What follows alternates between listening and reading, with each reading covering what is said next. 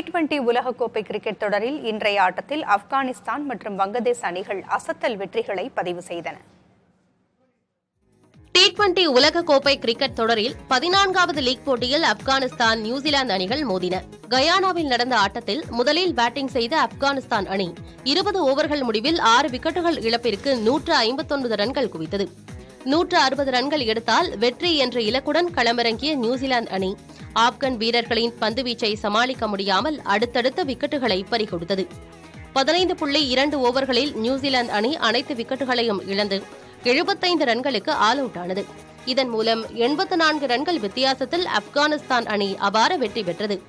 இதேபோல மற்றொரு லீக் போட்டியில் வங்கதேசத்திற்கு எதிரான ஆட்டத்தில் முதலில் பேட்டிங் செய்த இலங்கை அணி 20 ஓவர்கள் முடிவில் 9 விக்கெட் இழப்பிற்கு 124 ரன்கள் மட்டுமே எடுத்தது. இதையடுத்து விளையாடிய வங்கதேசம் அணி முதலில் தடுமாறினாலும் பின்னர் சுதாரித்துக் கொண்டு நிதான ஆட்டத்தை வெளிப்படுத்தியது. 19 ஓவர்கள் முடிவில் 8 விக்கெட்டுகளை இழந்து 125 ரன்கள் எடுத்து வங்கதேசம் அணி 2 விக்கெட்டுகள் வித்தியாசத்தில் த்ரில் வெற்றி பெற்றது. இலங்கை அணி தொடர்ச்சியாக 2 போட்டிகளிலும் தோல்விகளை சந்தித்து வருவதால் அந்த அணியின் சூப்பர் 8 சுற்று வாய்ப்பு கேள்விக்குறியாகியுள்ளது.